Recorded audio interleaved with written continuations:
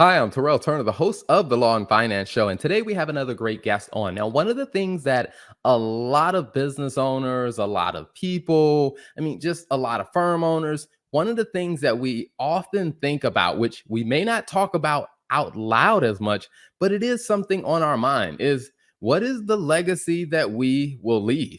The people that are in our lives or the pets, the animals that are in our lives. It's just what happens to them when the next stage of life happens. So, one of the things that I'm excited about is talking to a firm owner that really deals a lot with that and how she's navigating that, helping her clients understand what are their options and just what that has been like building a firm in that space. So, stay tuned for today's episode.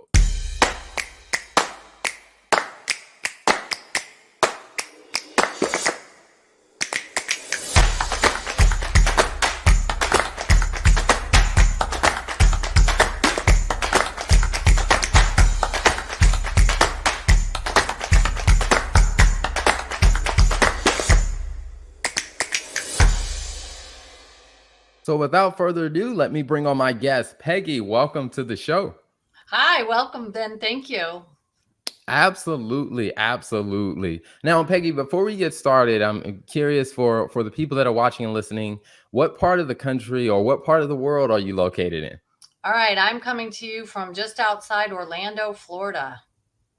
Nice, nice. So, I guess around this time, like I'm in North Carolina and the weather's starting to get a little bit cooler. How is it in Orlando? Oh, it's still really hot and we're still having our afternoon thunderstorms. Exactly when does Orlando get hit by hurricanes or do they come that far? Yes, they sure do. So, yeah, we're right in the middle of hurricane season. It doesn't end until I think November 1st. Okay, gotcha. Well, please stay safe during that time. Um, Now, also one of the things that I looked at your website and you and we talked some, and one of the things that I really liked was how you talk about legacy in what you do. So very interested to talk about your firm and all the great things you're doing there. But before we jump into that, can you tell us a little bit about your background? Sure. So I started my professional career as a college recruiter, and I went from there to becoming a financial advisor. And then I worked for the phone company as a marketing executive and left that and became a chief financial officer for a group of family owned companies before deciding to go to law school. Wow. Now that is quite the journey. So I'm curious, as you kind of made those steps from college recruiter into financial advisor and continue, like, were these strategic steps or were you exploring different options to figure out what you did or didn't like? I really think I was exploring different options. I loved being a financial advisor. And when I was a financial advisor, I worked with attorneys who were doing estate planning and really discovered during that time period that I loved the idea of becoming an estate planning attorney. So I Oh, kind of had that in the back of my mind, but I wasn't completely set on where I was going and what I was going to do. But after I had that stint at the phone company and then the stint as the CFO, I said, now's the time. I'm going to go to law school. nice, nice. Now I'm curious, with most lawyers don't have that wide range of experience.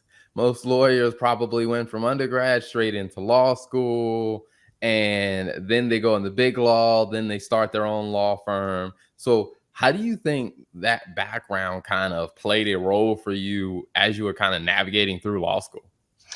I think it really helped a lot, actually, because I had 10 years of business experience. So I came to law school being a little more on what you would call the mature side, I guess.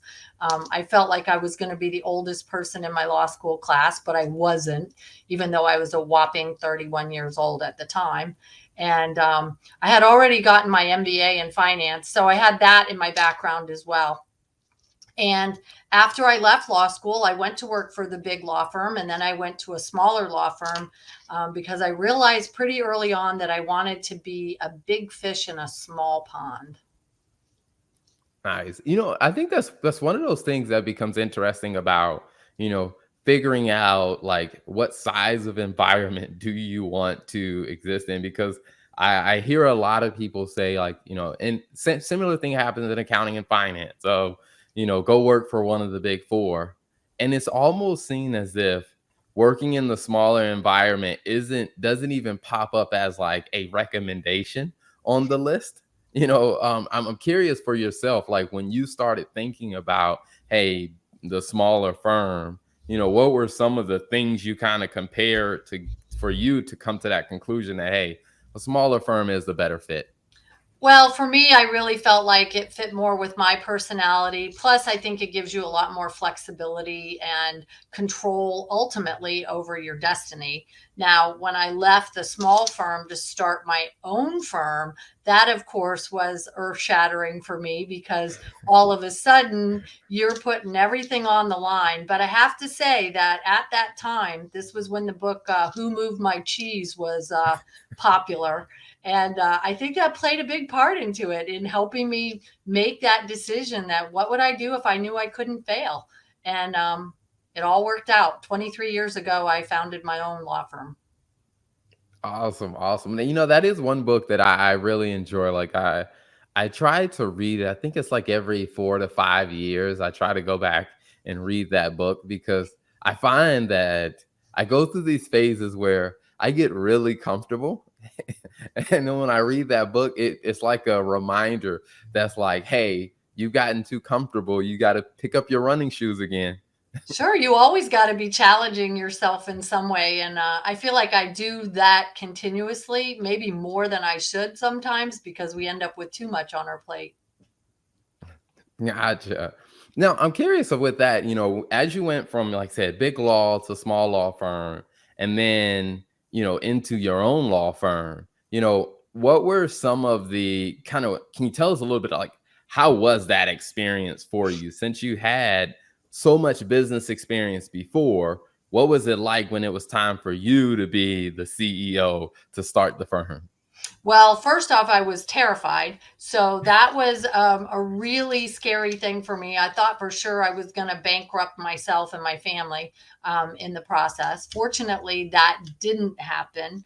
Um, and I have always been really interested in and good at marketing. So once I started my own firm, I was spending a lot of time doing marketing, trying to attract clients, and finding pretty quickly that I was doing that well enough that I didn't have enough time to do the work. By the time that I had seen the clients, and you get to the end of the day, and now it's time to do the work, you're just exhausted and you were like, "Oh my gosh, I need to have help. I can't do this by myself."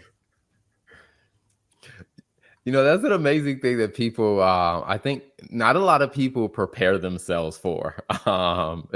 It's the fact of like, hey, you're going to have to be both the person who works on the business and the professional.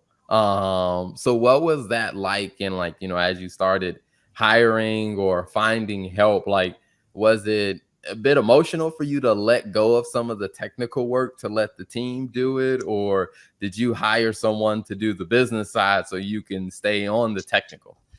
Well, I have to say that I brought one of my paralegals with me. So I had one person team from day one. It was pretty shortly thereafter that I hired a college student. So she became team member number two. And then it wasn't very long. I had met my partner and we were busy enough that I was like, you got to come join me right now. I can't just do this by myself. So went from being a sole practitioner to being in a partnership in about a 6 month period of time. So that worked out really, really well for us. Wow, that is a fast timeline. I mean, from working in a law firm where a lot of the business related things are taken care of by someone else to then jumping into it and then growing into a partnership within 6 months. That is amazing growth. Now, I do have to say, one of the things I did early on is I actually leased myself and my first employee from an employee leasing company so that we could have some benefits and get an actual paycheck. And that was pretty scary because I thought, oh my gosh, I'm going to end up having to put this on a credit card. But it all worked out, and I'm I will never ever regret that decision. Awesome, awesome. Now, one of the things I'm curious is, with such a passion for the type of work that you do, do you find if you had to say kind of what percentage of your time do you spend on the, on the business, running the business of the firm versus doing the work in the firm? If you had to kind of say how much time you spend on what percentage of your time you spend on each, any idea? Well, that's going to depend on whether you include marketing as part of kind of running the business.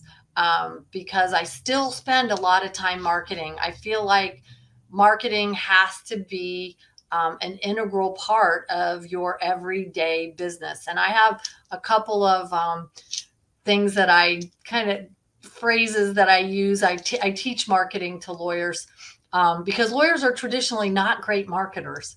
But my undergraduate degree was in marketing, so that's kind of always been my focus. But I always tell people two things in terms of marketing. Number one, you got to eat. So I'm like breakfast, lunch, and dinner. Go have dinner. Go have a meal with somebody that can send you clients.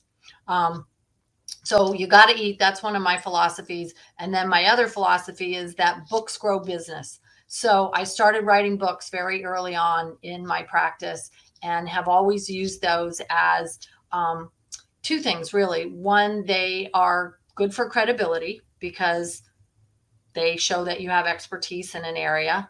And then the second thing they do is they act like a giant calling card. You can pass them out to your clients. You can pass them out to influencers, people that are willing to send you business. And I've written 17 books now. Wow, wow. Now, one of the things that that a lot of people hear, I mean, they talk when people talk about books, is it seems like a very intimidating process. The fact that you've written 17, I think you can probably shine a light on how did you get past what some of the, the common intimidation factors about, you know, I don't know how to write a book. Like, how did you write that first one? The first one was the hardest, I have to admit, because you're right. It is very intimidating. And you go through a whole host of emotions about, do I really know enough about this topic to write a book on it? And who am I to think that I know as much as, somebody else might know? And you might go through a little bit of that imposter syndrome. And then there's the whole fear of, well, how do I get it published? And how do I get a cover? And what's an ISBN? And how am I going to market my book? And who's going to edit it? And there's a million decisions that go into that. So really the first book was the hardest. It got easier after that. And now I'm at the point in my career where I'm really focusing my attentions on my very first book and maybe my very last book. Those are going to be my two swan songs. Okay, awesome, awesome. So now I'm very curious, when it comes down to, you've written 17 books. And we don't have time to talk about them all, but can you tell us, what are some of the titles so people know what to go look for? All right. So I like to focus on niche practice areas, number one. So my very first book that I wrote was called All My Children Wear Fur Coats: How to Leave a Legacy for Your Pet. And it talks to pet parents about the importance of including their pets as part of their estate plan. And I am passionate about pets. My dad was the president and CEO of the Humane Society of the United States when I was growing up. So I grew up in the animal advocacy world, and I have no two-legged children. I just have the four-legged kind. So it was a natural transition for me to think about pets as family and then help my clients prepare for taking care of their pets as part of their family. That's a very interesting one because I think a lot of people who do love their pets and a lot of people that, they don't necessarily think about what happens to my pet if something happens to me. They And don't. I'm curious, like in your work with, with people and their legacy and like I said, your love for animals, like Are there any stats out there that show like, hey, this percentage of animals end up having to go into like shelters because something happened to the owner and there was no plan for the pet? There's a number that's thrown around, but it's been estimated that 500,000 pets die needlessly each year because their pet parent didn't have a plan. So they end up in a shelter, they don't get adopted, and they end up euthanized. To me, that's a heartbreaking statistic. And it's one that I can't imagine because I have 6 dogs, and I can't imagine a single one of my dogs ever ending up in a shelter because they all started their lives in shelters. And what a horrible way to have to end their life, to end up right where they started, when they've been loved, they've been pampered, they sleep in the bed, they live in the country, their meals are delivered on a regular basis, and they have all of the comforts that any loved pet should have, and I can't imagine life being any different for them. Awesome. Now, outside of the 6 dogs, what are some of the other pets that you have? So I also have 2 cats, so I'm an equal cat lover. And I also have 4 horses. So horses are really my true loves, but you can't have 6 or 8 or 10 or 20 horses, because they take a lot of time and they cost a lot of money. No, I guess, this family of cats, dogs, and horses, how well does the whole family get along? Oh, they all get along great. In fact, my husband and I are constantly shifting all night long in our bed because we have 3 dogs and 2 cats in the bed and another 3 dogs on the floor. It's a full house. Gotcha, gotcha. Now, I guess with with the horses, I don't know, I'm very curious when how often you get out to actually ride the horses or, to walk with the horses to get them some exercise. I call myself a weekend warrior, so my horses are too. I play with them and feed them all week long, but on the weekends, that's when I have time to actually go trail riding and get out in the woods and enjoy nature, with myself and my horses. Awesome. I love it. I love it. Okay. So that's the first book. Now you mentioned that you like to focus on the first book and the last book. So, what are some of the other topics that people can expect when they look for your books? All right. Well, I also, as I said, I like niche practice areas. So I'll give you a few of the titles that I've written over time. One was called Loving Without a License, and that was written for unmarried couples and same sex partners. I wrote one called Women in Transition for women as they were going through the different phases of their lives. I wrote one called Special People, Special Planning for family members that have individuals with disabilities. So that's just a sampling of those. And then my last one, and the one that probably makes people laugh out loud, is called 101 Ways to F Up Your Estate. And I can imagine people are probably doing those on a regular. On a regular basis. In fact, I'm going to have a new blog coming out here directly so that every day when I learn a new way, I can share it with folks. Awesome, awesome. Now, one of the things you also mentioned is, we were talking about was your podcast. Can you tell us a little bit about that? Sure. So I do a weekly podcast called All My Children Wear Fur Coats, and it's aimed at pet parents. And I talk to pet professionals in all different areas of helping pets. Sometimes it's rescues, sometimes it's veterinarians, sometimes it's innovative product producers, lots and lots of different people, because everybody seems to love pets and everybody comes at it from a different angle. Just yesterday, I had on my show Burt Ward, who was the original Robin in Batman and Robin.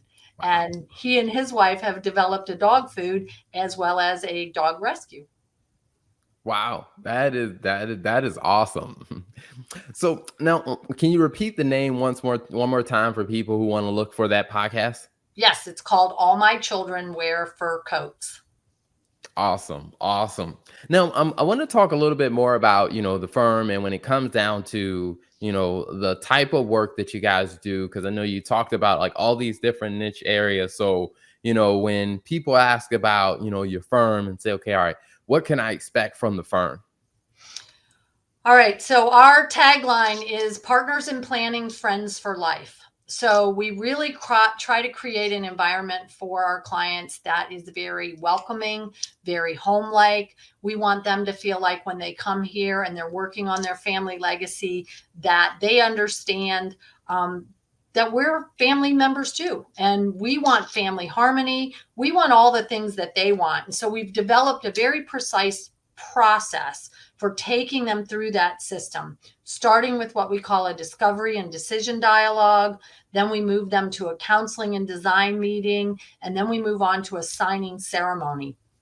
And almost all of our engagements work in that way because incrementally it helps us build on the relationship, and we're educating our clients every step of the way. And so it helps them to learn more about the process and all of the different aspects of estate planning. Estate planning can be really, really complex. So we try to break it down into bite-sized pieces for folks. Awesome, awesome. Yeah, it's one of those things I have seen like where people in my second cousins and people and great aunts and uncles where someone passed and they didn't have their estate in order and it was a mess. It was a nightmare. There's some family relationships that still haven't quite fully healed to where I think that it is vitally important what you do. Absolutely. And I like to say, and I don't like that it's true, but I like to say that when families fight, lawyers win. And I'm not a litigator, so I'm not on that side of the family disagreement, but we really, really try to work with families so that we can minimize family disagreement, really promote harmony among family members, and make sure that people's wishes are well known. I would say most of the time, if people would just simply do an estate plan, they would knock out about half of the problems that are created out there. Hmm. Absolutely, absolutely. It's one of those things that I am jokingly serious with my parents about Yes. whatever it is that you want to happen with your estate. Make sure we're gonna make sure it is known now before anything happens to you guys. So if you don't want someone to have something, please tell them now. Exactly. Please tell them. Well, we say that while the referees are still in the ring, right? Absolutely, absolutely. Well, if people are, interested and want to find you online, where should they be looking for you? Well, they can find me lots of places. I'm all over social media, including Facebook, LinkedIn, all of the regular spots. But you could also visit my website at hoytbryan.com. And that'll take you through a lot of the different aspects of our practice. There's more than 120 question and answer videos on there. You can see myself and my partners there. My original partner, Randy Bryan, and then Sarah Miller and Michelle Gamula. And we all Awesome. work hand in hand. We all share the same philosophies. And we are really dedicated to helping our clients create estate plans that work for themselves and their families. Awesome. Now, if they want to see all the awesome things you're doing in the space for pets, where should they go for that? Okay, so I created a charity called Animal Care Trust USA, and they can go to actforpets.org, and you can find out everything you wanted to know about pet trusts and then some. And my podcast, I call it a pawcast, also appears on that website. Awesome. I love it. I love it. I love it. Now, I know you mentioned that, your background is in marketing, but I love the niche focus, like the focus of like said, the creating the books and the niches. So I think that is just a phenomenal idea. And I'm curious from your perspective is how much do you think that has impacted the growth of your firm? Oh, I think that's been huge. Really, really huge. So finding something that you're passionate about, that you're willing to become an expert in, that not everybody and their brother is working on. I mean, it's nice to be a generalist, but I think it's more important to be a specialist and find something that really clicks with who you are. So, I can think of lots of different ways that I could relate to my niche areas. So number one, the pets, that was easy because they were my children. Number two, I was a woman, so I could write women in transition. Number three, when I wrote the book for unmarried couples, I'd been with my now husband for 14 years in an unmarried relationship. And I tell everybody I scared myself while I was writing the book. So we got married. There's always ways that you can bring in your real life experience into an area of practice that's nichey for you, but a specialist for somebody else. One of my other kind of favorite practice areas, that very small niche, but it's still a fun niche, is for cryonicists, people that want to be frozen when they die. And you probably don't know a whole lot of people who practice in that area, but my friend Rudy Hoffman and I, we wrote the Cryonics Estate Planning Handbook, and the tagline is, maybe you can take it with you. So there's lots of fun ways to promote your practice, promote the things that you're passionate about, and help people achieve their long-term goals. Awesome. I love it. I love it. Well, before we wrap up, one question I love asking every guest is, we've talked about a ton of great things and you shared so much value. So I'll just limit it to one. So what's one big takeaway that you would want lawyers and law firm owners to take away from this conversation? Having just one takeaway is hard, but I think I always got to go to the marketing. So I would say, everything is marketing, from what a person sees when they get out of their car and walk through your parking lot, to what's the first thing they see or they smell when they open your door. Are you baking cookies in the office? How's the office decorated? Is it clean and welcoming? How are they welcomed when they walk in the door? Everything is marketing. Your people are marketing, your parking lot's marketing, your building is marketing. The way you present yourself is marketing. Everything is marketing. Awesome. I love it. Well, Peggy, thank you so much for being an amazing guest on today's show. Thank you, Terrell. I really appreciate it. If you're looking for ideas on how to manage and grow a profitable law firm, this Facebook group is perfect for you, because every week we are featuring conversations with successful lawyers and businesses related to law firms on tips, ideas, and technology that are helping many people grow and manage a profitable law firm. So if you're looking for great tips and ideas, you definitely want to click the link below so you can join the conversation and be part of the Law Firms and Finance Facebook group.